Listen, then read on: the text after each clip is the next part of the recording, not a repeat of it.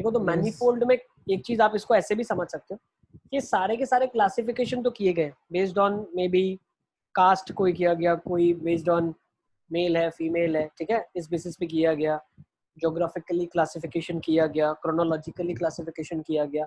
Manifold ऐसा classification होता है जिसके अंदर और भी सब क्लासिफिकेशन किए जाए, ठीक है ना, there are many folds into it, ठीक है। तो आपने एक क्लासिफिकेशन किया, ठीक है ना, मान लो एज ग्रुप्स में आपने क्लासिफिकेशन कर लिया, फिर उसके बाद आपने क्लासिफिकेशन कर लिया उनके कुछ कॉमन इंटरेस्ट्स के ऊपर, ठीक है ना। तो क्लासिफिकेशन के अंदर क्लासिफिकेशन और उसके अंदर क्लासिफिकेशन, तो एक के अंदर अगर सब क्लासेस और भी हैं तो ऐसे टाइप के क्लासिफिकेशन को मैनीफोल्ड क्लासिफिकेशन भी कहा जाता है, ठीक है। आएगा तो कोई एग्जामिनेशन में नहीं, but for the theoretical part of the chapter मैंने आपको बता दिया, ठीक है। अब फ्रीक्वेंसी डिस्ट्रीब्यूशन देख लेते हैं। तो फ्रीक्वेंसी डिस्ट्रीब्यूशन आपके पास दो तरीके की होती है, एक वन होता है डिस्क्रीट टाइप। अब discrete type of frequency distribution का क्या मतलब है? Discrete type of frequency distribution ये होता है जिसके अंदर अलग अलग डेटा अलग अलग इंसान के हिसाब से आपको दिया हुआ है। जैसे कि फॉर एग्जांपल नंबर ऑफ या marks of students in a class, marks of students in a class. सबसे पहला टाइप हम बेटा फ्रीक्वेंसी डिस्ट्रीब्यूशन का पढ़ रहे हैं। फ्रीक्वेंसी का डिस्ट्रीब्यूशन मतलब जो आपके पास डेटा आता है उसको आप किस तरीके से डिस्ट्रीब्यूट करते हैं, उसको किस तरीके से लिखते हैं। तो एक तरीका जो है आपके पास वो discrete type of frequency distribution है। इसमें आप क्या करते हो, डेटा को अलग अलग तरीके से लिखते हो। जैसे मैंने लिख दिया 5, 7, 6.5, 8, 9, 6, 5, 4.5, 9, 8, 7, 4, 3। ये डिस्क्रीट फॉर्म ऑफ डेटा है। एक स्टूडेंट ने 5 मार्क्स स्कोर किया, एक स्टूडेंट ने 7 मार्क्स स्कोर किया, एक ने 6.5 स्कोर करा। तो ये डिस्क्रीट फॉर्म, डिस्क्रीट मतलब अलग अलग तरीके से एक एक के बारे में लिखा गया है। Is it clear? अब डिस्क्रीट टाइप के डेटा को कैसे लिखा जाता है पता है आपको? याद करो लास्ट ईयर आप लिखते थे टैली मार्क टेबल के तरीके से, याद है? तो इस डेटा को लिखने का तरीका होता है टैली मार्क टेबल। क्या होता है? Tally mark table. अब टैली मार्क टेबल में आप क्या करते हो, इसमें आप यहाँ पे लिखते हो मार्क्स।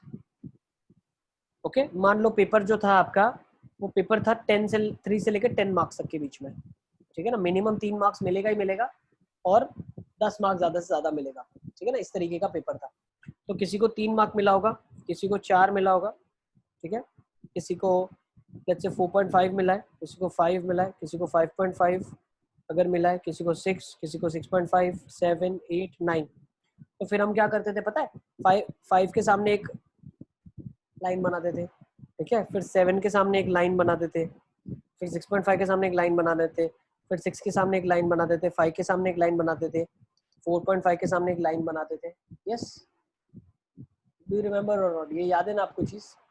तो यहाँ पे मार्क्स होता था, यहाँ पे हाँ सर। ये होता था, यहाँ पे टैली वाले बार्स होते थे, टैली बार्स, और यहाँ पे टोटल फ्रीक्वेंसी हम काउंट करते थे। तो जब ऐसे 1 2 3 4 5 हो गया तो ये 5 लिखते थे, 1 2 3 4 तो 4 लिखा, काउंटिंग करने के बाद 5 और ये 1 6 लिख दिया। इजी। तो इस तरीके से आप इसको करते थे। तो मुझे क्या ये एक्सप्लेन करने की जरूरत है? इसको लिखने का तरीका अगर आपको चाहिए स्टेप्स, तो मैं स्टेप्स बता दूं, लिख लो इसको लिखने के स्टेप्स बता दे। यस बेटा। सर जैसे 5 में 4 डंडी बना के व्यू क्रॉस करते थे तो 5.5 और 6.5 को कैसे लिखेंगे? 5.5 तो बेटा मार्क्स है, इंसान थोड़ी 4.5 इंसान है, ये तो मार्क्स है। 4.5 मार्क्स कितने बच्चों के आए? तो 4 बच्चों के 4.5 मार्क्स आए। Yes sir. उल्टा समझ रहे हो? ये मार्क्स क्या है? ये तो ऑब्जर्वेशंस है। ये क्या है? ऑब्जर्वेशंस है। फ्रीक्वेंसी तो इधर है बेटा, फ्रीक्वेंसी कभी भी फ्रैक्शन में नहीं हो सकती। 4.5 बच्चे, इसका क्या मतलब है? 2 पाँव के साथ आ जाओ, ऊपर वाला पार्ट मत ले आओ, नीचे से आ जाओ, ठीक है ना। तो उसका कोई सेंस नहीं है। ओके ओके, तो ये फ्रीक्वेंसी है। दोनों में आपको डिफरेंस पता चलना चाहिए। मान लो ये भी नंबर लिखे हुए 3, 8, 7 और 4, तो ये जो नंबर है और ये जो नंबर है ये दोनों डिफरेंट है। जो एनालिसिस करके आंसर मिलता है ना, जो एनालिसिस करके आंसर मिलता है, भाई आपने एनालिसिस करा, आपको एवरेज मिला जिसको मीन कहा जाता है, आपको मोड मिला, आपको मीडियन मिला, तो वो इनमें से कोई एक वैल्यू होगी, इनमें से। समझ आ गया? एवरेज किसका होता है? मार्क्स का तो एवरेज होता है, बच्चों का एवरेज थोड़ी होता है। आप समझ रहे हो? आपने टेस्ट लिखा तो टीचर क्या बताएगी? एवरेज 14 बच्चे हैं। अरे ये बताइए एवरेज 14 मार्क्स है बच्चों के। डू आई सर मेक ऐसा सेंस? बोल ही सकते हैं ना कि एवरेज इतने बच्चे इतने एवरेज आए हैं, मतलब एवरेज इतने बच्चे आए हैं इतने आने चाहिए, ऐसा होता है ना? कभी नहीं वो फिर होता। डेटा में नंबर ऑफ स्टूडेंट्स आपके लिए इनपुट हो गया, एंट्रीज नंबर ऑफ स्टूडेंट हो गई, फ्रीक्वेंसी नंबर ऑफ स्टूडेंट नहीं हुआ। जब वो एवरेज बता रही है कि एवरेज 60% स्टूडेंट्स वर प्रेजेंट, या 60% स्टूडेंट्स के बारे में कुछ अगर वो बोल रही है कि 60% स्टूडेंट्स एवरेज है आपका, तो वो स्टूडेंट्स को अगर हम वेरिएबल डेटा की तरह कंसिडर करते हैं तो एवरेज 60% स्टूडेंट होता है। हाँ सर, मतलब मैं वही पूछ रहा हूँ, ऐसे ना। ठीक है, इज इट क्लियर? इजी। तो आपके लिए जो ऑब्जर्वेशन है ये है, इनमें से आप बताते हो कि क्लास का एवरेज क्या है, इनमें से आप बताते हो कि मीन क्या है, इनमें से मोड क्या है, इनमें से ही आप बताते हो कि क्लासेस क्या है। सब कुछ एक्स में से बताया जाता है, ये एक्स है आपके लिए, और ये फ्रीक्वेंसी को एफ से डिनोट करते हैं। इजी। ठीक है, प्रशम क्या भेज रहे हो? मैं भी एक बार भेज रहा हूँ, मैं डिफरेंट क्लास में हूँ ना इसीलिए। हाँ भेज दो। ठीक है, चलो अभी क्लास के बाद सारी भेजना, क्लास में लेकिन एक अभी ही करो। होता है शायद। हाँ अब इधर आ जाओ, मैं देख लूंगा बेटा, जिसके पास कुछ भी अगर डेटा है आप भेज दो, I will go through that data. चलो अब इधर आ जाओ। अब क्या दिया हुआ है आपके पास दूसरे तरीके का? क्या, अच्छा मैं इसके स्टेप्स बताने वाला था। तो स्टेप्स में हम क्या करते हैं पता है? इसमें हम सबसे पहली चीज करते हैं, जब भी आपको टैली मार्क टेबल कंस्ट्रक्ट करना है तो लिख लो steps to construct tally mark table. Steps to construct tally mark table. ठीक है ना? तो to construct tally mark table, what I do is in the first column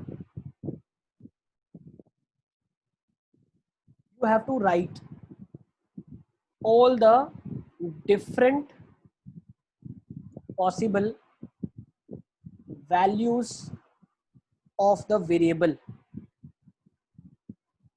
from lowest to highest। अच्छा वेरिएबल क्या होता है? वेरिएबल एक ऐसी चीज है जो स्टूडेंट टू स्टूडेंट चेंज करेगा, तो क्या बदलेगा? मार्क्स बदलेगी, तो वेरिएबल मार्क्स होता है। ठीक है, नेक्स्ट। तो first column all the digits, all the different possible values of the variable from lowest to highest। let's write in the second column। अब second column में हम क्या लिखेंगे? you have to draw vertical lines। ठीक है ना? आपको क्या करना है? you have to draw vertical lines corresponding to each occurrence of the variable। तो क्या करना है? आपको वर्टिकल लाइंस बनानी है corresponding to each occurrence of the variable। मतलब वो वेरिएबल जितनी बार डेटा में ऑकर कर रहा है उतनी बार आपको वर्टिकल लाइंस बनानी है। And for the fifth time the occurrence in the data, अब आप ऐसा बोल सकते हो a slanting line is drawn। a slanting line is drawn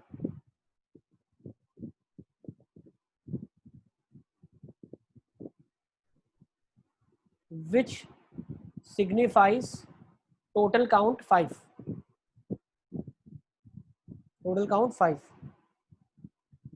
क्या बताता है? वो टोटल काउंट 5 बताता है। Further vertical lines can be drawn in group of 5। further vertical lines can be drawn to make a complete group of 5। easy। ठीक है, जिन बच्चों ने नहीं पढ़ा सर है इज ड्रॉन विथ, ठीक है ना? In is drawn which signifies total count 5। आप जो ये चार वर्टिकल और एक हॉरिजॉन्टल, एक चार वर्टिकल और एक स्लैंटिंग लाइन ड्रॉ करते हो, ये सिग्निफाई करता है कि टोटल काउंट 5 है उसका।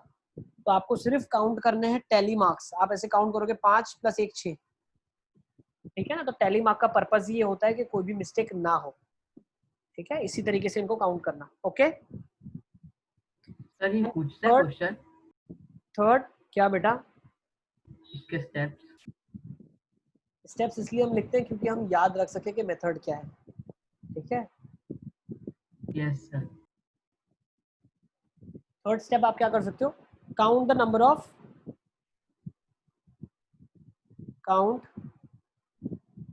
the number of groups and left over vertical lines, and write the total counting in frequency column. आपको क्या करना है, फ्रीक्वेंसी कॉलम में इसको लिख देना है। आई थिंक वेरी इजी, जो चीज़ हम समझते हैं उसको हमने वर्ड्स में लिख दिया है ताकि हम जब रिवाइज करेंगे तो हमारे लिए काफ़ी आसान रहेगा। Okay, let's go with next now. जो सेकेंड टाइप ऑफ डिस्ट्रीब्यूशन है, कंटिन्यूअस और ग्रुप्ड फ्रीक्वेंसी डिस्ट्रीब्यूशन। अब दोनों में डिफरेंस क्या है बेटा? देखो, जो ऊपर वाला डेटा है ना, ऊपर वाला डेटा वो तब यूज किया जा सकता है जब आपके पास ऑब्जर्वेशंस बहुत कम हो।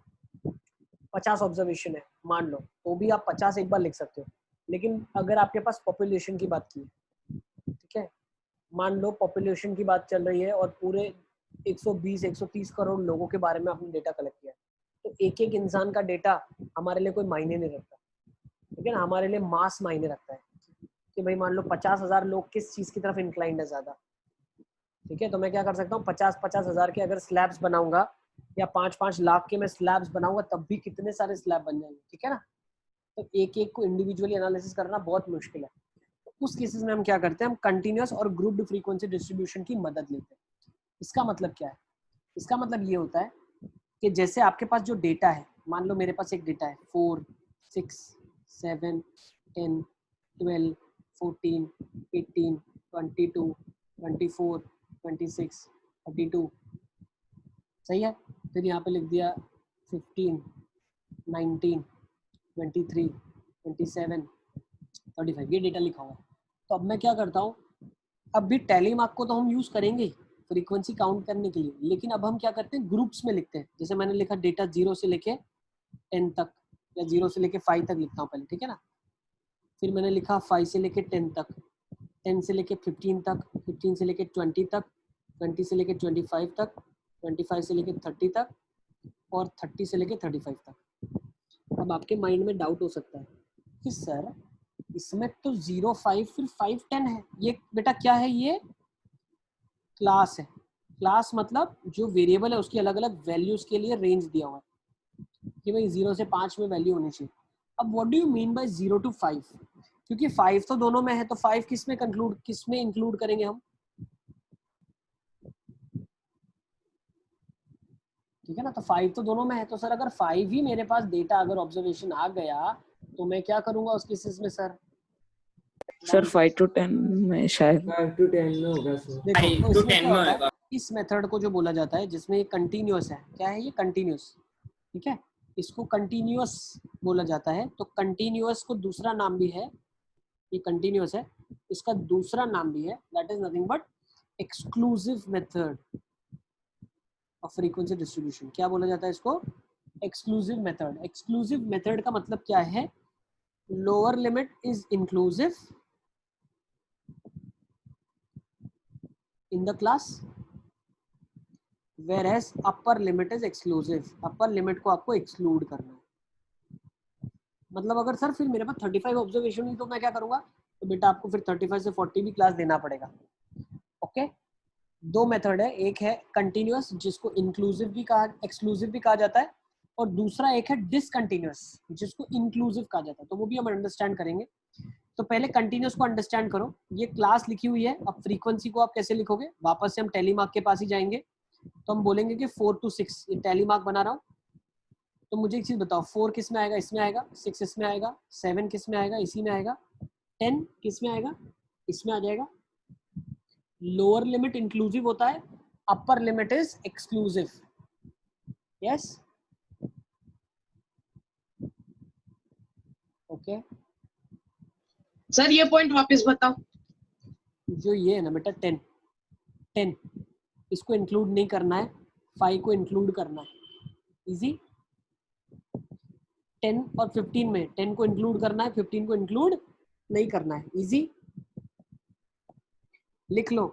मान लो 10 to 15 क्लास है, तो दिस 10 वैल्यू इज इंक्लूसिव, इसको लेना है। 15 इज एक्सक्लूसिव। इजी। समझ आ रहा है आपको? ठीक है, नेक्स्ट 10 का भी हो गया। अब 12 किस में आएगा? इसी में आएगा। 14 इसमें आएगा। 18 इसमें आएगा। 22 इसमें आएगा। 24 इसी में आएगा। 28 इसमें आएगा। 32 इसमें आएगा। 15 किस में आ जाएगा? 15 इसमें आ जाएगा बेटा, देख रहे हो ना आप? 15 19 किस में आएगा? इसमें आ जाएगा। 23 इसमें आ जाएगा। 27 इसमें आ जाएगा और 35 इसमें आ जाएगा। टैली मार्क बन गया। अब इसके बाद फ्रीक्वेंसी का टेबल बना दूंगा मैं। फ्रीक्वेंसी मतलब इसको काउंट करना है, तो 1 2 3 3 3 2 1 1। ओके, तो डेटा की जो विड्थ है, जो broader section of the data था, वो अभी कन्फाइन हो गया। अभी मेरे को देखना किस किस इंटरवल में, 0 से 5 में एक बार देखना है, 5 से 10 में, 10 से 15 में। तो यहाँ से मैं इसका एनालिसिस निकाल सकता हूँ।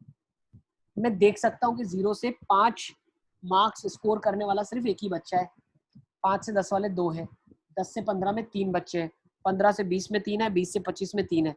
तो मेरे को ये दिख रहा है कि टोटल नंबर ऑफ स्टूडेंट कितने, देखो 2 + 1 3 6 9 12 14 15 16।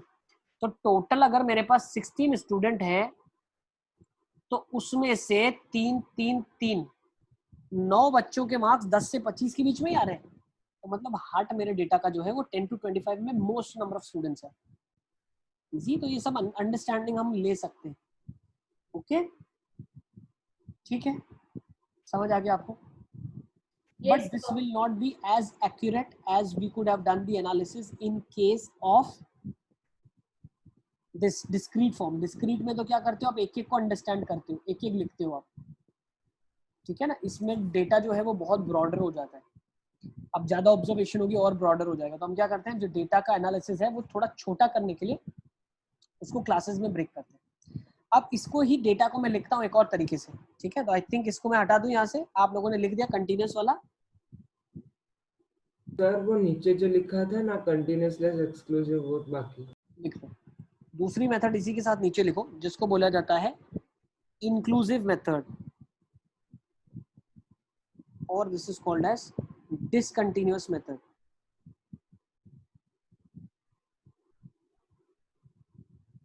discontinuous method of frequency distribution. अब discontinuous method सर कैसे होती है फिर? अब हम वो देख लेते हैं discontinuous method कैसे होती है। तो इसमें बेटा हम लोग क्या करते हैं, इसमें हम लोग क्लास को इस तरीके से ब्रेक करते हैं ताकि डिसकंटिन्यूअस हो जाए और किसी को भी एक्सक्लूड ना करना पड़े। तो फिर मतलब क्या हुआ सर? 0 से 4, 5 से 9, 10 से 14, 15 से 19, 20 से 24, 25 से 29। तो 4 के लेने इसके अंदर 5 ही है। 0 1 2 3 4 5 ही तो लोग हैं, है 5 ही लोग, लेकिन एक्सक्लूड कर दिया हमने। वहां पे लिखा था लेकिन यहाँ पे सर 30 सर थोड़ा ऊपर कर दो ना, लिखना रह गया थोड़ा सा ऊपर। इंक्लूसिव मेथड लिख लो। सेकंड मेथड हम लिख रहे हैं इंक्लूसिव और discontinuous method of frequency distribution. इसमें क्या होता है, आपको दोनों इसमें कंसिडर हो जाते हैं। क्या कंसिडर हो जाते हैं? दोनों कंसिडर हो जाते हैं।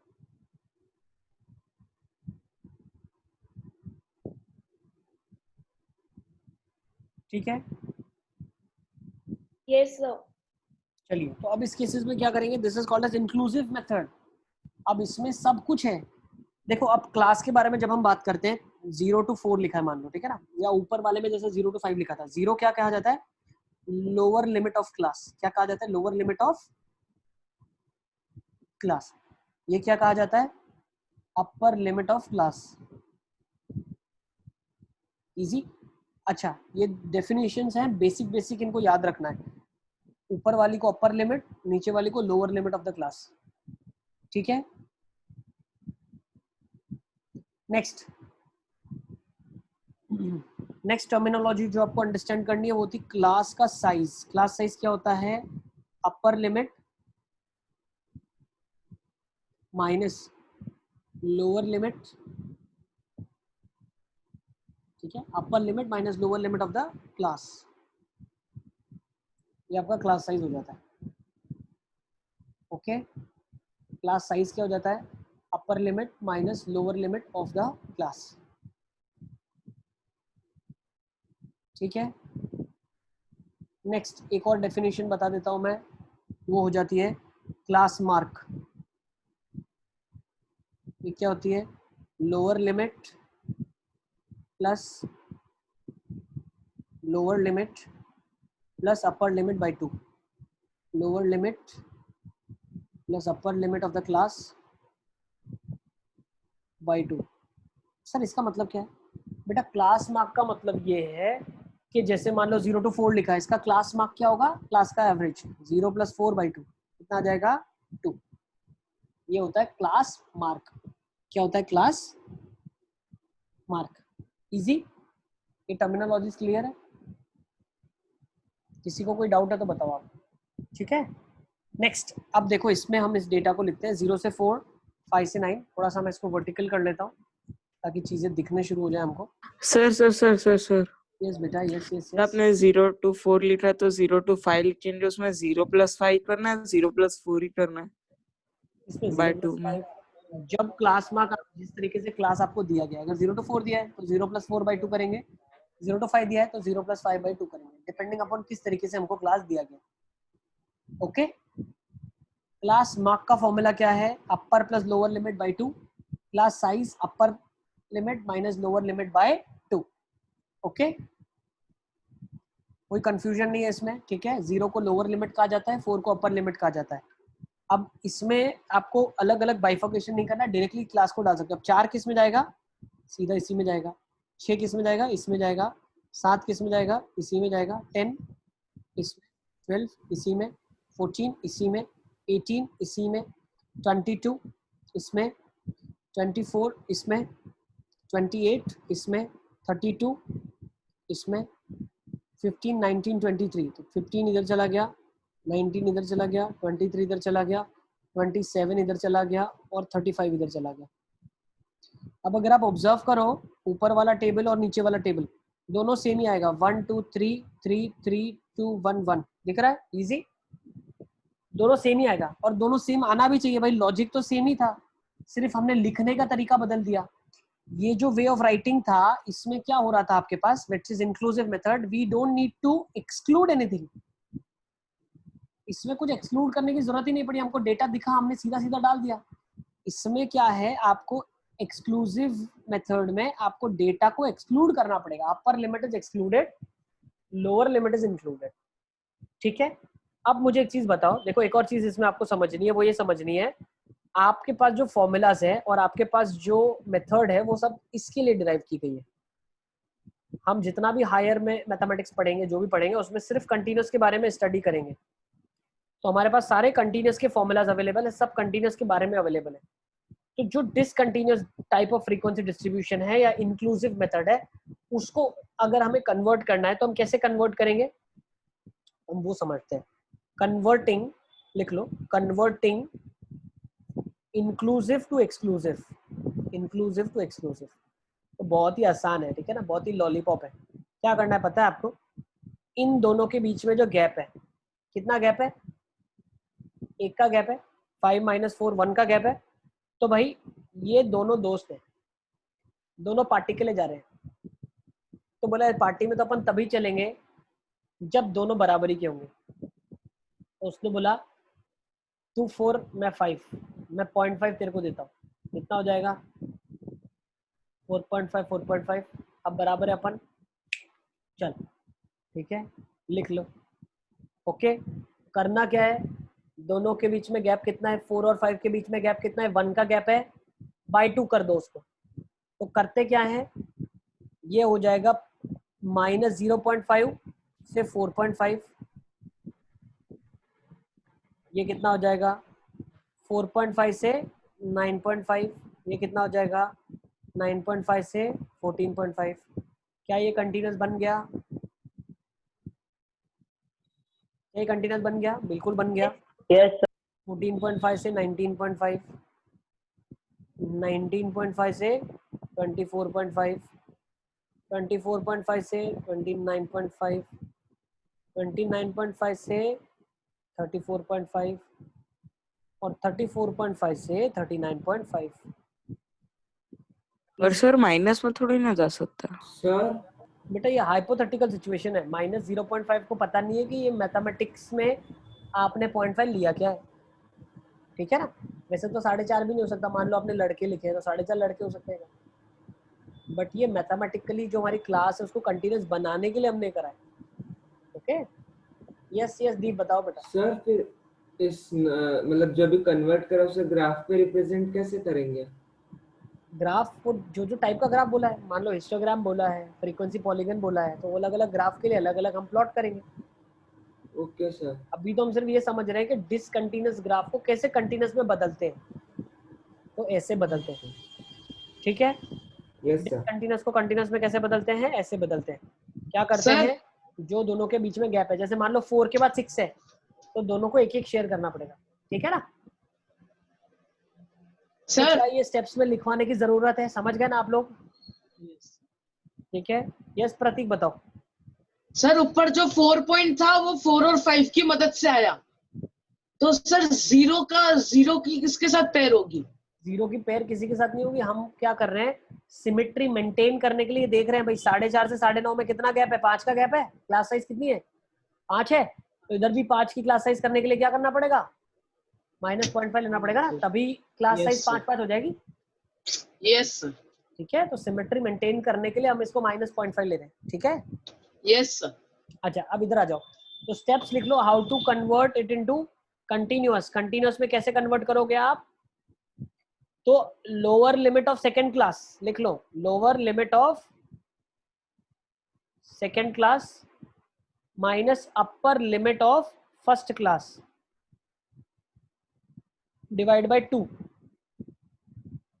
ये आपके लिए क्या हो जाएगा, h हो जाएगा। Lower limit of second class कितना था, 5, अपर लिमिट फर्स्ट क्लास का कितना था, 4, कितना हुआ 1 डिवाइड बाय 2, 0.5 आया। So this h is to be added, this h is to be added to upper limit of first class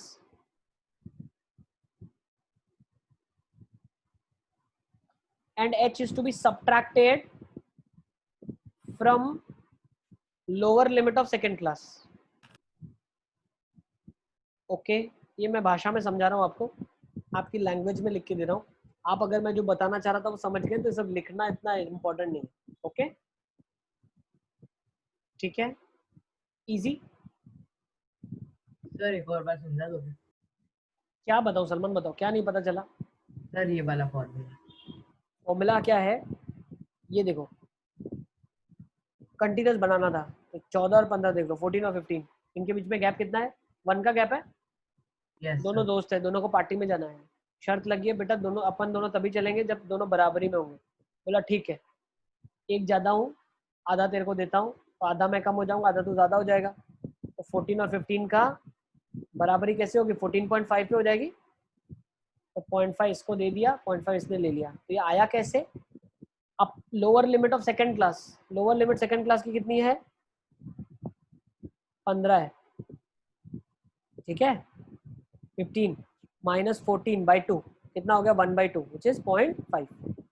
ये क्यों सिखा रहा हूँ मैं आपको पता है, कभी कभी ऐसा होता है जैसे 1 to 4 दिया है, 5 to 9 दिया है, उसके बाद 11 to 15 दिया है, 16 to 20 दिया है, फिर 24 to 28 दिया है, 30 to 34 दिया है। तो इसको जब अपन को कंटिन्यूस बनाना है तो कंटिन्यूस हम कैसे बनाएंगे, इन दोनों को चेक कर लो, क्या आएगा इन दोनों के बीच का एवरेज 4.5। यस तो सर। भैया 0.5 से 4.5, इन दोनों के बीच में एवरेज कितना आएगा, 10 आएगा। तो फिर 4.5 से 10 करना पड़ेगा, कंटिन्यूस बनाना है अपने को बस। फिर इधर कितना आएगा, 10 से, अब इधर कितना आएगा बताओ, 15.5 आ जाएगा। 15.5 ओके, नेक्स्ट इधर कितना आ जाएगा, 15.5 से 22 22 से 29, 29 से 35, 30, 29 से 34 ही रख लो, कोई बात नहीं है। ठीक है, यस सर। इसमें साइज इक्वल नहीं है, आपको मेन काम यही करना है बस, शुरुआत से हमें कोई लेना देना नहीं है, हमारा मेन काम तो ये है, इनको बराबर करना है। दिख रहा है, यस अच्छा सर। कलर आ रहा है यार, तो मस्त दिख रहा है ना, ज्यादा डार्क करो ज्यादा अच्छा दिख रहा है, सही है। हाँ सर। ओके ठीक है, अब ये 34 भी हो सकता था, 34.5 भी हो सकता था, बट इससे हमें कोई लेना देना नहीं है, क्योंकि हमारा डेटा जो है वो कंटिन्यूस बनाना है, तो कंटिन्यूस किसी के रेफरेंस में बनता है भाई, पहले वाला और दूसरा वाला दोनों जुड़ने चाहिए, और जब जुड़ेंगे, जब दोनों के बीच का डिफरेंस बाई 2 करके एक दोनों में ऐड करेंगे, ऊपर वाले में ऐड करना है, नीचे वाले में सबट्रैक्ट करना है। यस, आई थिंक ये कॉन्सेप्ट की क्लैरिटी आपको मिल गई है। ठीक है, ये ग्राफ सिर्फ बनाने के काम आएगा जब ग्राफ को अपन को कंटिन्यूस बनाना है, वरना होगा क्या ना, ये ग्राफ जब आप बनाने की कोशिश करोगे तो 4 से 5 के बीच में गैप है, तो उसके बीच में क्या हो रहा है, ये जो ग्राफ बनेगा डिसकंटिन्यूस ग्राफ बनेगा। ओके, और कुछ पर्पस नहीं है इसका। ठीक है, यस यस सर। चलिए let's understand the next terminology. आपने सबने आई थिंक ये लिख लिया होगा। Let's understand next terminology which is cumulative frequency. Next पढ़ते हैं, आ जाओ, क्यूमुलेटिव फ्रीक्वेंसी।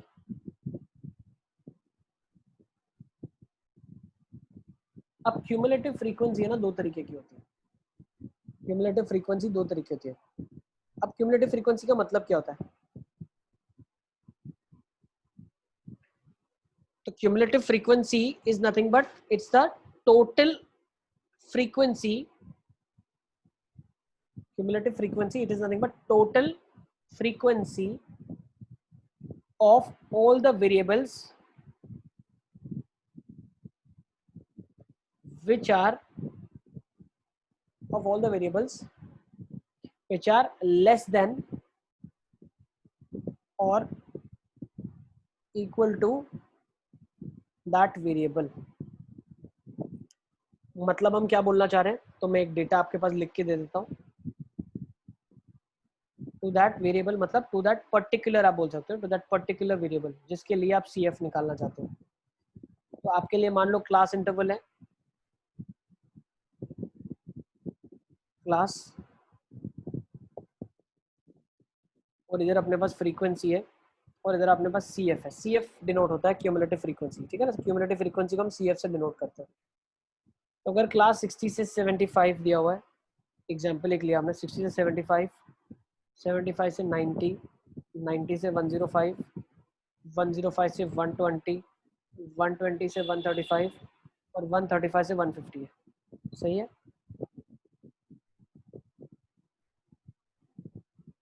फ्रीक्वेंसीज आपके पास दी हुई है 246,264। CF क्या बोलता है कि उससे ऊपर की जितनी फ्रीक्वेंसीज है वो, और उससे ऊपर वाली जितनी फ्रीक्वेंसीज है उन सबको ऐड करके बता दो कितनी फ्रीक्वेंसी हुई है।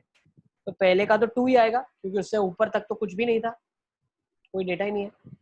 नेक्स्ट में 6 बोल सकता हूँ, क्यों बताओ, क्यों 6 बोल सकते हैं? 2 + 4 is 6। सर मेरे को फिर से समझाओ। देखो बेटा, क्यूमुलेटिव फ्रीक्वेंसी का मतलब क्या है, आपको टोटल करना है फ्रीक्वेंसीज का जो उस वेरिएबल के ऊपर तक की टोटल फ्रीक्वेंसीज हुई है, वो वेरिएबल और उसके ऊपर तक की टोटल फ्रीक्वेंसीज। ठीक है, तो नेक्स्ट में क्या आ जाएगा, 6 + 6 12। भाई इन तीन का सम कर लो आप तो भी 12 आएगा। नेक्स्ट इसमें कितना आएगा, 14 आएगा, इसमें 20 और इसमें 24। इजी है। Yes sir. क्यूमुलेटिव फ्रीक्वेंसी मतलब क्या है, उसके ऊपर वो और उसके ऊपर वाली सारी फ्रीक्वेंसीज को ऐड करना है। तो आप क्या कर रहे हो, 2 है तो उसको एज इट इज लिखा, 2 + 4 6 लिख दिया इधर, फिर 6 + 6 12 हो गया, फिर 2 और ऐड किया 14, फिर 2 6 और ऐड किया, फिर 4 और ऐड कर दिया। इजी, लिख लो, क्यूमुलेटिव फ्रीक्वेंसी का ये मतलब होता है। सर यस बेटा। सर इसका यूज क्या है? क्यूमुलेटिव फ्रीक्वेंसी मीडियन निकालने के बहुत काम आता है। ठीक है, मीडियन का फॉर्मूला होता है L + n/2 - CF/F × H। सब पढ़ेंगे धीरे धीरे, ठीक है ना। तो सारी चीजें जब उसमें यूज होगी तो पता होनी चाहिए ना क्यूमुलेटिव फ्रीक्वेंसी कैसे निकलती है। सर आप वो फॉर्मूला बताओ रे क्या, मैम ने मतलब फॉर्मूला बताया था। सब बताऊंगा, सर उत्तर पहले बताना। लिखते जाओ, जल्दी जल्दी लिखो इसको। लिख लिया आपने? हाँ Yes, सर लिख sir. लिया। चलो अब नेक्स्ट टाइप पे हम चलते हैं। तो this is all different terminologies which can come. पहली टर्मिनोलॉजी हम एक बार रिकैप कर लेते हैं जो बहुत काम की चीजें हैं। सबसे पहले टाइप ऑफ क्लासेस आपको पता होनी चाहिए, इंक्लूसिव एक्सक्लूसिव। नेक्स्ट आपको पता होना चाहिए अपर लिमिट लोअर लिमिट किसको हम बोलते हैं। नेक्स्ट चीज आपको पता होनी चाहिए कैसे कन्वर्ट किया जाता है इंक्लूसिव एक्सक्लूसिव को, आपस में कैसे इंटरचेंज होते हैं। नेक्स्ट क्लास साइज क्या होती है, अपर limit minus lower limit. Next class mark क्या होता है, upper limit plus lower limit by 2। Class mark is nothing but average of the class, वो क्लास की एवरेज वैल्यू क्या होगी। नेक्स्ट क्यूमुलेटिव फ्रीक्वेंसी के बारे में हमने स्टडी करा, ठीक है। तो ये बेसिक टर्मिनोलॉजीज हमारी कवर हो चुकी है। ओके एक और चीज हमने बताई थी लास्ट टाइम, मैंने बताई थी रेंज ऑफ द डेटा क्या होता है। Range of the data highest value minus lowest value of the data, ठीक है। तो लिख लो, अगर नहीं लिखा है, रेंज ऑफ द डेटा क्या होता है, highest value minus the lowest value of the data. Data की सबसे बड़ी वैल्यू और सबसे छोटी वैल्यू का डिफरेंस डेटा का रेंज कहा जाता है। Okay now let's understand second part of the chapter को ले लेते हैं, that is graphical representation of this data. इस डेटा को ग्राफिकली अगर हमें रिप्रेजेंट करना है तो किस तरीके से ग्राफिकली रिप्रेजेंट किया जाता है। So let's write graphical representation of data. ये सब है ना आपके सिलेबस में।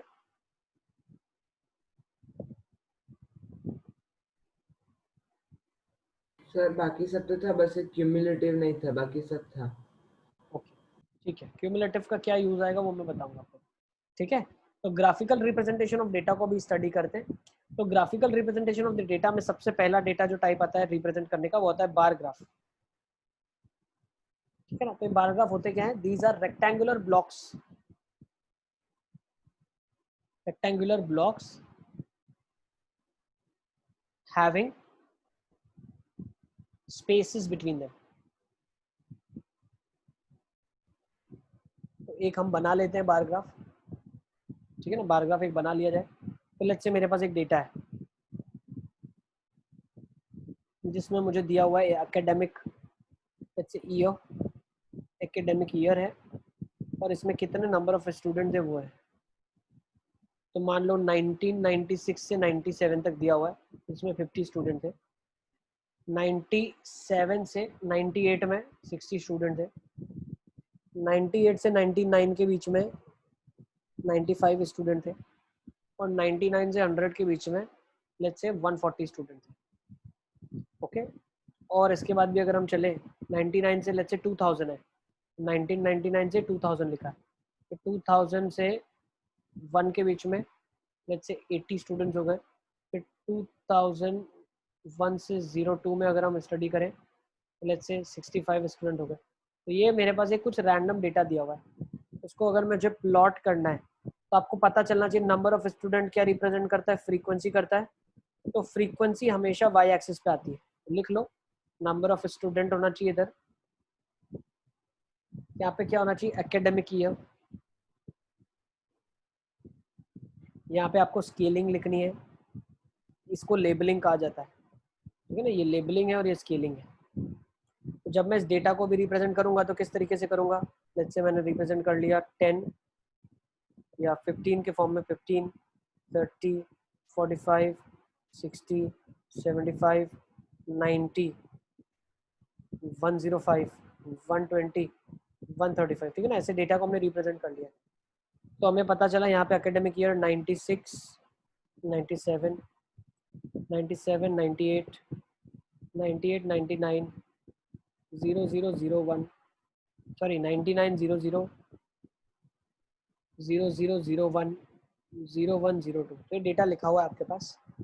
अब आपको करना क्या है, मान लो इनके बीच में आपने 2 सेंटीमीटर की स्पेसिंग रखी। कितनी सेंटीमीटर की, 2 स्पेसिंग, 2 सेंटीमीटर की स्पेसिंग है सबके बीच में। तो आप क्या करना, 0.5 सेंटीमीटर इसके लेफ्ट में जाना है, ये वैल्यू के 0.5 सेंटीमीटर लेफ्ट में जाना है और इसके 0.5 सेंटीमीटर राइट में जाना है और एक रेक्टेंगुलर ब्लॉक क्रिएट कर देना है। तो रेक्टेंगुलर ब्लॉक जो है वो इसकी हाइट डिनोट करेगा। हाइट क्या डिनोट करता है, फ्रीक्वेंसी उस डेटा की डिनोट करता है। ओके नेक्स्ट फिर 97, 98 में उसी तरीके से आप सर यस बेटा सर वो ग्राफ में पहले लाइन में एक साइड वो आएगा ना सर, रहेगा। वो क्या बोलते सर, मतलब इक्वल इंटरवल से होते तो बनाते ना सर, ऐसे लाइन बनाते हैं। ब्रेक ब्रेक हाँ सर ब्रेक। ब्रेक बोल सकते हाँ हो, सर हाँ वापस। बिल्कुल यहाँ ब्रेक बना सकते हो आप। किंक बोलते हैं इसको, किंक भी बोलते हैं, ब्रेक भी बोलते हैं, ठीक है। आप ब्रेक बना सकते हो, यस ठीक है। ओके नेक्स्ट अब 98 से 99 के बीच में कितना आ जाएगा इधर? 95 आ जाएगा। कुछ ऐसा बनेगा। सर यस बेटा। सर फिर बार ग्राफ में ब्रेक जरूरी नहीं है ना?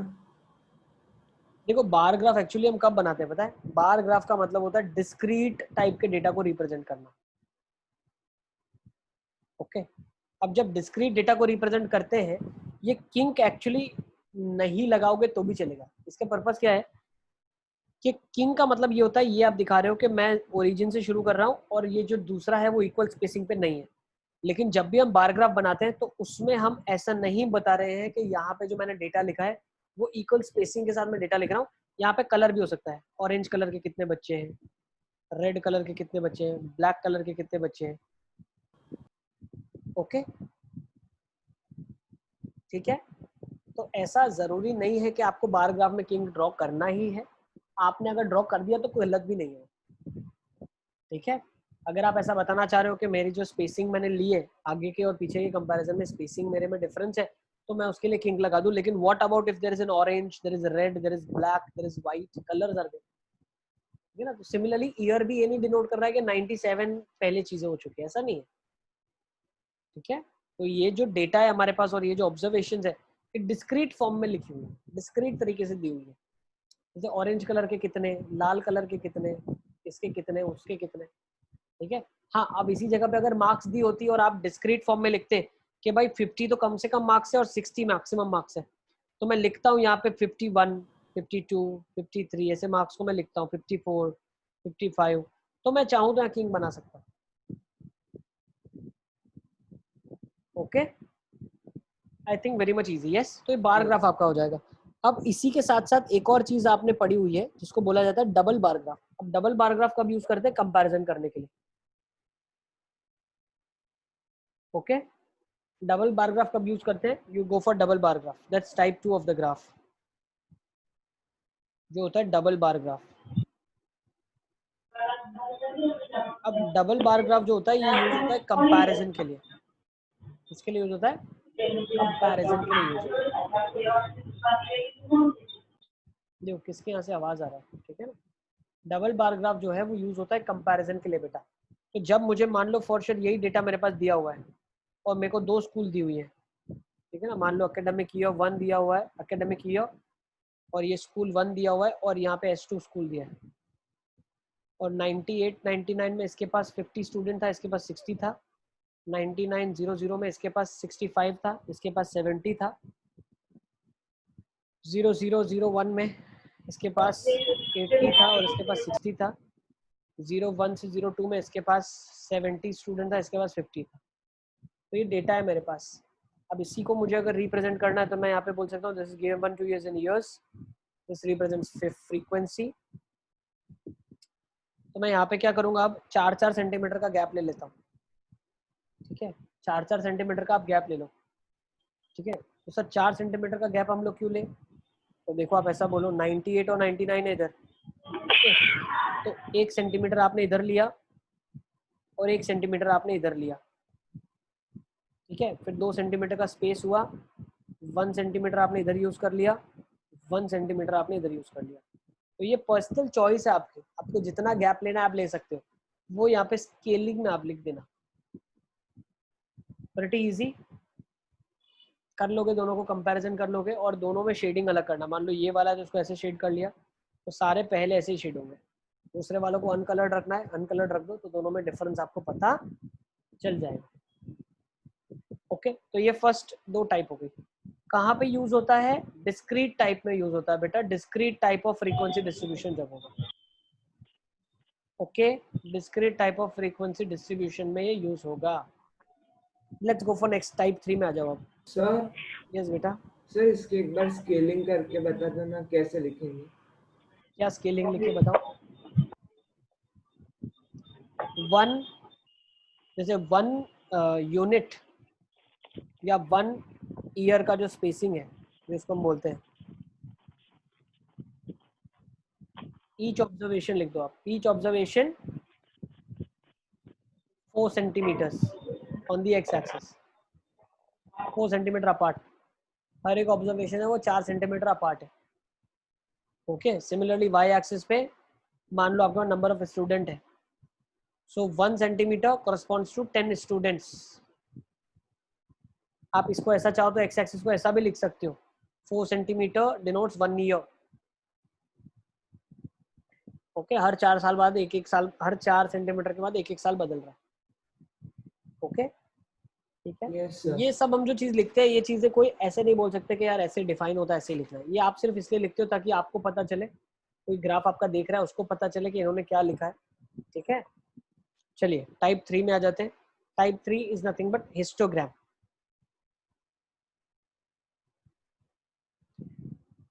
अब हिस्टोग्राम क्या है? हिस्टोग्राम एक ऐसा ग्राफ है जो कि कंटिन्यूस ग्रुप फ्रीक्वेंसी डिस्ट्रीब्यूशन में यूज होता है।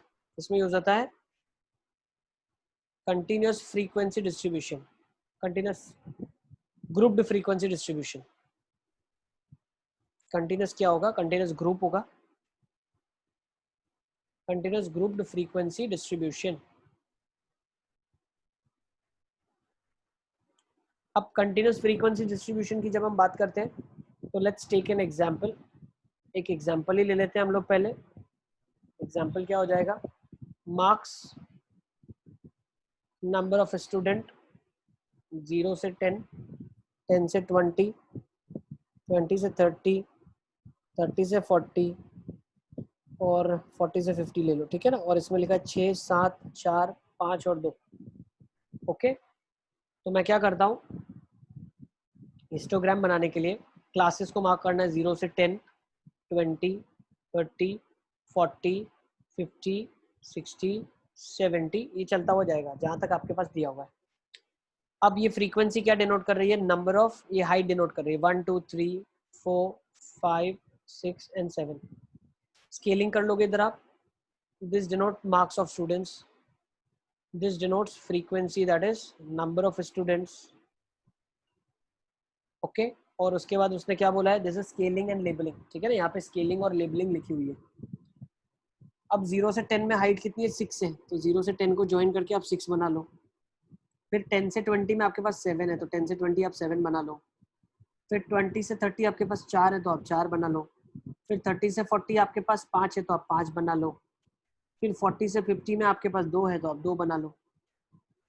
तो ये आपका रेक्टेंगल्स बन गए। These all are rectangles are joined together. There is no spacing between the rectangle. लिख लो, there is no spacing between the rectangles.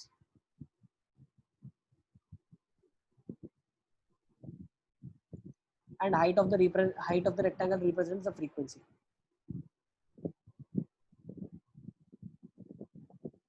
Okay, easy. ऐसा चलिए आगे चल सकते हैं क्या? सर अगर इसमें 20 से स्टार्ट हो तो इसमें ब्रेक लगाना पड़ेगा ना? बिल्कुल ब्रेक लगाना पड़ेगा। जैसे मान लो यही डेटा अगर हमारे पास मान लो ये नहीं होता, देखो इसमें एक्चुअली आप ऐसा बोल सकते हो कि बहुत ज़्यादा स्पेसिंग है। जैसे बहुत ज़्यादा आपके पास इंटरवल के बाद कुछ डेटा दिया हुआ है ना। ये डेटा तो चलो 0 से 10 था, अगर डेटा की शुरुआत ही 100 से हो रही है तो 0 से 100 के लिए इतनी सारी जगह मैं खाली छोड़ दूंगा तो मेरा ग्राफ भी अच्छा नहीं दिखेगा। तो इसलिए हमने क्या एक तरीका अपनाया है कि हम एक किंक बना लेते हैं, किंक, ठीक है ना, या आप बोल सकते हो ब्रेक। ठीक है, तो कैसे किंक और ब्रेक बनता है, लेट्स अंडरस्टैंड। अगर इसी जगह पे मेरे पास क्लास और मार्क्स होती,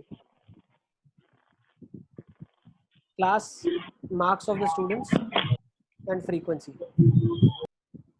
मार्क्स की जो क्लास बनी हुई है वो इधर बना लेते हैं मार्क्स, और ये frequency that is number of student दिया हुआ है। अब ये दिया हुआ है मान लो 100 से 110, 110 से 120, 120 से 130 और 130 से 140। एक सेकेंड, ठीक है ना। 100 से 110 दिया है। अब 100 से 110 अगर दिया है तो शुरुआत कहाँ से करेंगे, ठीक है ना। तो अगर 0 से 100 अगर हम ड्रॉ करने जाते हैं तो 0 से 100 में तो बहुत सारी जगह छूट जाएगी ना। यस, तो 0 से 100 में तो बहुत सारी जगह खाली रह जाएगी।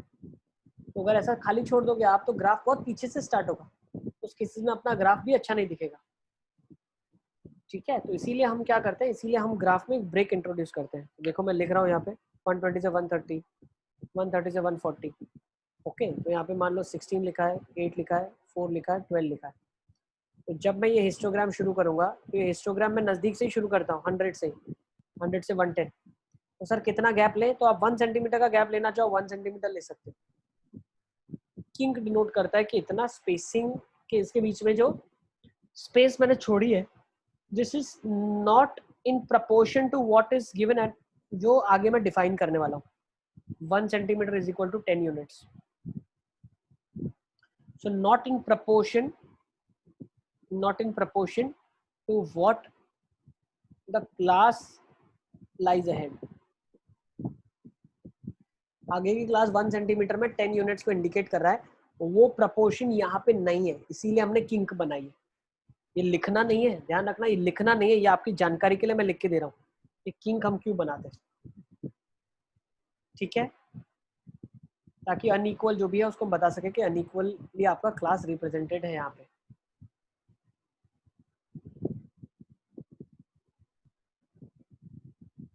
चलिए अब हिस्टोग्राम बनाते हैं। अब जो सबसे इंपॉर्टेंट पार्ट है, द मोस्ट इंपॉर्टेंट पार्ट, 100 से 110 तक बना लोगे, आई थिंक इसके आगे भी बना लोगे आप लोग, इस तरीके से ग्राफ्स बन जाएंगे आपके, है ना? Yes, you can draw the graph. अब जो हम पार्ट पढ़ने वाले, सी आई थिंक ये वाला पार्ट जो है यहाँ तक जो है, किसी के यहाँ से बहुत आवाज आ रही है, यहाँ तक जो है हम लोगों ने ऑलरेडी, यहाँ तक जो है हमने ऑलरेडी पढ़ा हुआ है अपने लोअर ग्रेड्स में, histogram and I think bar graph, ये हमने पढ़ा हुआ है, ठीक है। अभी की क्लास में जो हमको पढ़ना है, जो सबसे इंपॉर्टेंट पार्ट है जो एग्जामिनेशन पॉइंट ऑफ व्यू से, वो ये है, लिखो construction of histogram for unequal class length. लिखो construction of, this is type 4, लिखो construction of histogram, construction of histogram of a continuous grouped frequency distribution, of a continuous grouped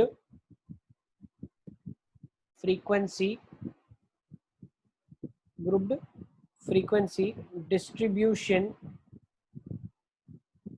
of unequal class interval। लिखो unequal class interval, ठीक है, unequal class interval. तो जैसे एक question ले लो आप, question से शुरू करेंगे, मैं एक एक स्टेप लिखवाता हूँ आपको। आपके पास कुछ ऐसे दिया हुआ है, देखो क्यों ऊपर वाली मेथड फेल हो गई, हम वो भी समझेंगे इसमें। Marks, number of students, marks आपका 0 से 10 है, 10 से 30 है, 30 से 45 है, 45 से 50 है, और 50 से 60 है ना। इसको एग्जैक्ट हम ग्राफ को ड्रॉ करने वाले, और क्यों वो गलत है हम वो भी देखेंगे। 8, 32, 18, 10 एंड 6। तो बेटा जब इसका हमने हिस्टोग्राम बनाया, तो लेट्स मेक द हिस्टोग्राम 0, 10, 20, 30, 40। भाई एक्स एक्सेस पे तो आपको इक्वल स्पेसिंग ही लेना है। जब स्केल में आप मेजर करोगे, या स्केल में तो लिख दोगे 1 centimetre is equal to 10 marks, वो तो आप चेंज नहीं कर सकते। यहाँ पे क्या करोगे, 4, 8, 12, 16, 20, 24, 28 और 32। अब 0 से 10 में 8 है, मतलब ये ग्राफ बनेगा। फिर 10 से 30 में 32 है, 10 से 30 में 32 है, ओके ऐसा बन गया। फिर 30 से बेटा 45 में 18 है, ओके एक सेकंड, कुछ इधर है ना, ये डेटा आपका 30 से 45। फिर 45 से 50 में 10 है, 45 से 50 में 10, ओके। फिर 50 से 60 में 6 है। तो आप क्या मुझे ये चीज बता सकते हो डेटा में से कि सबसे ज्यादा जो मास है, जो सबसे ज्यादा जो लोग हैं, ऐसा बोल सकता हूँ, जो हाईएस्ट मार्क्स स्कोरर है, वो कौन होंगे?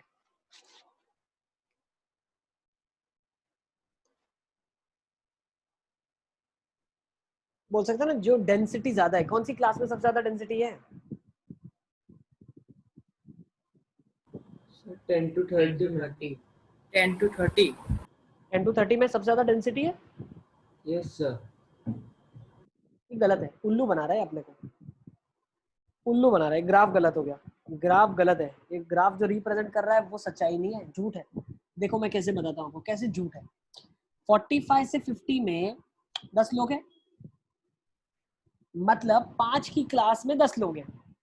अब यही अगर मैं 20 की क्लास कर दूं, डायरेक्ट प्रपोर्शन आता है आपको। 5 की क्लास में 10 लोग हैं, 10 की क्लास में 20 लोग, तो 20 की क्लास में कितने लोग होंगे? 40 लोग होंगे। तो ये सबसे ज्यादा डेंसिटी वाली क्लास है। समझ सर आ रहा है आपने आपको? क्या बताया? फिर से सुनो। 45 से 50 के बीच में 10 स्टूडेंट्स हैं, तो 5 की क्लास में 10 बच्चे हैं। मतलब अगर आप इसमें देखो 10 to 30 20 की क्लास है, इसमें है 32 स्टूडेंट। समझ आ रहा है आपको? तो अगर इसकी Yes, 10 sir. की क्लास में डिवाइड कर लूं तो पर 10 की क्लास में 16 स्टूडेंट होगा, तो पर 5 की क्लास में 8 स्टूडेंट होगा। यस और नो? लेकिन ये हिस्टोग्राम तो कुछ और ही स्टोरी बता रहा है। ये हिस्टोग्राम बता रहा है कि 10 से 30 में 32 बच्चे हैं। ये तो गलत बोल रहा है। 10 से 30 में 32 बच्चे नहीं है भाई। 10 से 30 में जो क्लासेस है उसमें टोटल स्टूडेंट 32 है। ओके, आपको ये समझ आ गया कि हिस्टोग्राम गलत दिखा रहा है, कुछ डेटा दिखा रहा है बट ये गलत दिखा रहा है। Yes, yes sir. हिस्टोग्राम से दिखने में आना चाहिए ना कि यार ये जो क्लास है हाईली पॉपुलेटेड क्लास है। हाईली पॉपुलेटेड मतलब इसमें नंबर ऑफ स्टूडेंट सबसे ज्यादा है, frequency of student is maximum in this, but वो तो इंडिकेट ही नहीं हो रहा है। 10 तो कहीं नीचे छुप गया है। समझ आ गया आपको? तो अब मुझे क्या करना पड़ेगा, इस डेटा को इस तरीके से कन्वर्ट करना पड़ेगा जो कि हमें सही चीज बताए, जो सच्चाई है वो बाहर आ पाए। यस और नो? सबको समझ आ रहा है? Yes, तो sir. इस केसेस में Yes, बेटा हम sir. लोग क्या करते हैं, ठीक है ना? तो अब आ जाओ, अब इस केसेस में हम क्या करते हैं मैं आपको बताता हूँ। इस केसेस में पहले हम इस डेटा को गायब कर देते हैं। ये डेटा हो गया गायब।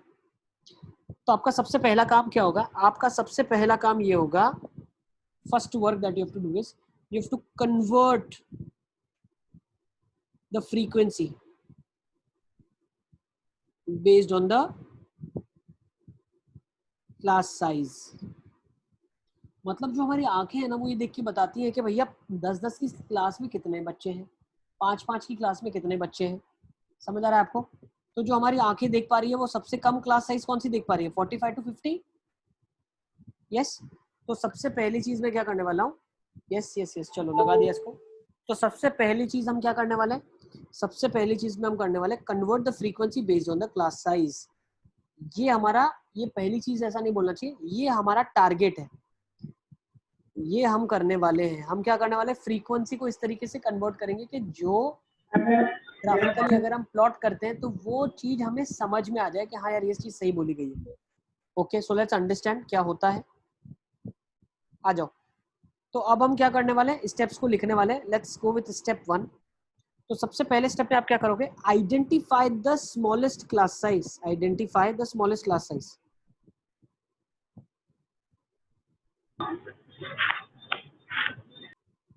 आपको क्या करना है, सबसे छोटी क्लास साइज आइडेंटिफाई करनी है। तो इसमें सबसे छोटी कौन सी है? 45 to 50 क्लास है, उसकी क्लास साइज कितनी? 5 है। सेकेंड,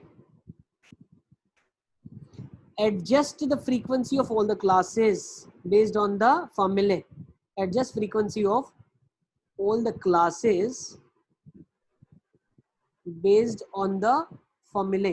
अभी मैं आपको एक फॉर्मूला देने वाला हूँ, उससे आप क्लास की जो फ्रीक्वेंसी है उसको एडजस्ट करेंगे। तो लिखो एडजस्टेड फ्रीक्वेंसी का फॉर्मूला। मैं समझाऊंगा ये फॉर्मूला क्यों वैलिड है। तो एडजस्टेड फ्रीक्वेंसी का फॉर्मूला क्या हो जाएगा, लिखो smallest class size upon given class size into frequency of class। मतलब आपको क्या करना है, smallest class size upon given class size into frequency of the class करना है। Okay, now let's understand. अब मैं कॉलम टेबल बना रहा हूं आपके सामने, मेरे साथ लिखते चलो आप। यहाँ पे हम एडजस्टेड फ्रीक्वेंसी लिखने वाले नीचे। ये मार्क्स था, ये नंबर ऑफ स्टूडेंट था, और ये आपका एडजस्टेड फ्रीक्वेंसी है। This is your adjusted frequency. सबको दिख रहा है स्क्रीन पे clear? Yes sir. Yes sir. Yes sir. Yes sir. तो दिस इज 0 to 10। सबको समझ भी आ रहा है मैं क्या बताना चाह रहा हूँ? Yes sir. आपको पता चल गया हिस्टोग्राम क्यों फेल कर गया? एक सेकंड, यस सर। मुझे ना क्लास तो ऊपर वाला ही लिखना पड़ेगा ना, क्लास को मैं चेंज नहीं कर सकता। 0 to 10, 10 to 30, 30 to 45, 45 से 50 एंड देन 50 से 60। अब सबकी फ्रीक्वेंसी लिखो 8, 32, 18, 10 और 6। अब यहाँ पे एडजस्टेड फ्रीक्वेंसी लिखेंगे तो एडजस्टेड फ्रीक्वेंसी का फॉर्मूला क्या है? स्मॉलेस्ट क्लास साइज 5 है, पूरे पूरे ग्राफ में 5 सबसे छोटी क्लास साइज है, अपॉन इसकी कितनी क्लास साइज है? 10 इंटू 8 कितना आ गया? 4। सही है। नेक्स्ट सेकंड में करके दिखा रहा हूं, देखो 5 सबसे छोटी है, इसकी कितनी है? 20 इंटू 32 कितना आ गया? 8। समझ आया आपको? नेक्स्ट थर्ड में देखो, छोटी से छोटी क्लास साइज कितनी है? 5, गिवन कितनी है? 15, 18, 6। छोटी से छोटी कितनी है? 5, गिवन कितनी है? 5 इंटू 10 कितना आ जाएगा? 10 ही आ जाएगा इसका। छोटी से छोटी कितनी है? 5, गिवन कितनी है? 10, 6 कितना आ जाएगा? 3। यस, तो ये एडजस्टेड फ्रीक्वेंसीज आ गई। अब इसका मतलब क्या है पता है आपको? एडजस्टेड फ्रीक्वेंसी का मतलब है अब आप बता रहे हो कि हर 5 में कितनी प्रेजेंट है। देखो टोटल इसकी 8 थी, लेकिन हर 5 में कितनी? 4 ही तो थी। टोटल 32 है तो हर 5 में तो 8 ही है। टोटल 18 है, हर 5 में तो 6 ही है। टोटल 10 है तो हर 5 में भी 10 ही है। टोटल 6 है तो हर 5 में 3 है। ओके, तो अब ये एडजस्टेड फ्रीक्वेंसी से मैं क्लियरली देख के बता सकता हूँ सबसे ज्यादा डेंसिटी यहाँ पे। Is it clear? समझ आ गया आपको? और यही आपका हिस्टोग्राम भी बताएगा। तो चलिए let's make the histogram now. आ जाइए हम हिस्टोग्राम बना लेते हैं सब लोग। So now this is 0, 10, unequal class size है, कोई प्रॉब्लम नहीं है, हमने फ्रीक्वेंसीज को एडजस्ट कर लिया उस हिसाब से।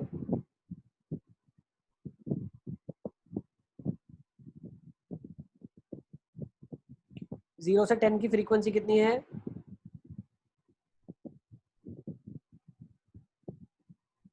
0 से 10 के बीच में फ्रीक्वेंसी है 4।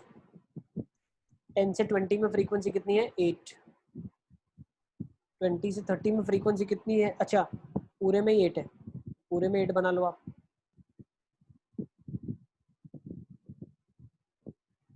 नेक्स्ट 30 से 40 में कितनी है? 45 है, उसमें कितनी है? 6। 45 से 50 में कितनी है? 10। 50 से 60 में कितनी है? 3। क्या अब आपको समझ आ रहा है ग्राफ? सर अब जो मैक्सिमम था वो दिखा रहा है मैक्सिमम? यस बेटा। सर ऐसा कर सकते जैसे 0 to 10 8 है तो 0 to 5 4 और 5 to 10 4। वही किया हमने, लेकिन हमने लिखा नहीं है 0 to 5। क्यों? क्योंकि 5 तो हम क्लास को नहीं बदल सकते ना। Data sir. आपको दिया गया क्लास में, वो आप बदल नहीं सकते। और हाँ देखो सर, आप अगर मतलब ऐसा ही हिस्टोग्राम को, बनेगा ग्राफ। हाँ सर, और उसका अगर भी आप ऐसा ही हिस्टोग्राम को बनेगा। समझो, अगर आप हिस्टोग्राम को समझो तो वो क्या बता रहा है पता है? इसका देखो 8 is the height, 8 is the height and 5 के कितने हॉरिजॉन्टल ब्लॉक्स होंगे बताओ? देखो अगर आप ऑब्जर्व करो 5 के कितने होंगे? देखो 1 5 2 और 4। तो इसमें 8 स्टूडेंट, इसमें 8 स्टूडेंट, इसमें 8 स्टूडेंट, इसमें 8, तो बता रहा है ना टोटल 32 स्टूडेंट है। नेक्स्ट इसमें भी 2 सेक्शंस है, एक में 4 दूसरे में 4, बता रहा है ना 8 स्टूडेंट है टोटल। नेक्स्ट इसमें 6 है तो टोटल 12 हो गए ना। इसमें 10 है तो एक ही सेक्शन है 5 का, इसमें 5 के 2 सेक्शन है, इसमें 3 इसमें 3, टोटल 6 बता रहा है ना। जो पुराना ग्राफ हमने बनाया था वो पुराना ग्राफ गलत क्यों था पता है? क्योंकि वो 10 से 30 के बीच में पूरा ही 32 बोल रहा था। तो उसमें 5-5 के सेक्शन जब हम करेंगे तो उसका मतलब क्या था? 5-5 के 4 सेक्शन, तो हर एक में 32 है, इसका मतलब टोटल 160 है। तो वो ग्राफ गलत हो गया। Is it clear? Yes sir. सब बच्चों को एडजस्टेड फ्रीक्वेंसी का कॉन्सेप्ट समझ आ गया? क्यों हम एडजस्टेड फ्रीक्वेंसी पढ़ते हैं? Yes sir. Yes sir. ठीक, लिख डालो इसको। ओके, अब एक लास्ट चीज हम पढ़ेंगे। और यस बेटा। सर आपने वीपी को मतलब डाला कि वेटिंग रूम में? वो मेरा ही डिवाइस है। क्या हुआ? क्या हुआ? सर वो मेरा ही डिवाइस आपने वेटिंग रूम में डाला है वो। अच्छा तुम्हारा ही है क्या? तो मैं आपको लिखा था ना, एक अभी एक वीडियो के लिए और एक क्लास के लिए रखा है मैंने डिवाइस। अच्छा अच्छा अच्छा अच्छा अच्छा, मैंने मैसेज नहीं देखा। आ जाओ भाई, तुमको एडमिट कर दिया, तुम बोलो ना कब का बोल ही नहीं रहे हो। तब मेरा ध्यान अभी गया। आ जाओ, ठीक है ना? ओके सही है, सब बच्चों को पता चल रहा है बेटा। This is the new thing and which is gonna come in the examination. ये एग्जाम में आएगा, ठीक है? एडजस्टेड फ्रीक्वेंसी निकालना पड़ेगा। तो आपको फॉर्मूला अगर नहीं आता तो कोई प्रॉब्लम नहीं है। 5-5 की क्लास में 32 को डिवाइड नहीं कर सकते क्या आप? 8-8 दे दो ना सबको, ठीक है? फॉर्मूला याद रखने की जरूरत नहीं है, लेकिन फॉर्मूला आया कैसे लॉजिकली मैंने आपको बताया। 5-5 की साइज में डिवाइड करना है 20 लोगों को, तो अगर 20, देखो ये फॉर्मूला आया कैसे पता है? Unitary method. 20 अगर जो क्लास साइज है तो उसमें 32 है, तो 5 की क्लास साइज में कितने होंगे? तो 5 × 32/20 नहीं करोगे क्या आप? 8 आ जाएगा। यही किया हुआ। यस, समझ आ गया आपको? अब लास्ट पार्ट कर लेते हैं हम आज का, फिर उसके बाद हम और आगे कंटिन्यू करेंगे नेक्स्ट टाइम, ठीक है? तो लिखो, 4th टाइप हो सर? चुका है, 5th टाइप। यस बेटा। सर इसमें स्केलिंग कैसे होगी? जैसे क्लास साइज तो बेटा अलग अलग है, लेकिन जो लिखने की स्पेसिंग है वो तो इक्वल ही है ना। 1 centimetre is equal to, let's see यहाँ पे नंबर ऑफ मार्क्स है तो 10 marks. Okay, yes sir. 1 centimetre equal to 10 marks, है ना? चलो Yes, अभी sir. 5th वाला आ जाओ। सर यस बेटा। सर मैम वो lady topic prove Indian number irrational, तो वो आपने करवाया नहीं है, तो आप करवाओगे क्या? ठीक है, करवा दूंगा। ओके हाँ सर। ठीक है, चलो अब इधर आ जाओ। 5th वाला पार्ट। 5th वाले पार्ट में क्या है? 5th वाला जो है वो उसको बोला जाता है फ्रीक्वेंसी पॉलीगन। क्या बोला जाता है? Frequency polygon. लिख लो, कुछ नया नहीं है, बहुत आसान सा है, ठीक है ना? फ्रीक्वेंसी पॉलीगन लिखो, जल्दी जल्दी लिखवा लेता हूँ मैं आपको। इसको ड्रॉ करने के 2 तरीके, इसको ड्रॉ करने के 2 तरीके हैं फ्रीक्वेंसी पॉलीगन को। या फ्रीक्वेंसी पॉलीगन को नेक्स्ट टाइम रखें क्या? सर नेक्स्ट टाइम रख देते, टाइम हो ही गया है। सर 1 मिनट बाकी है। सर हाँ सर। तो नेक्स्ट टाइम रखो। Sir next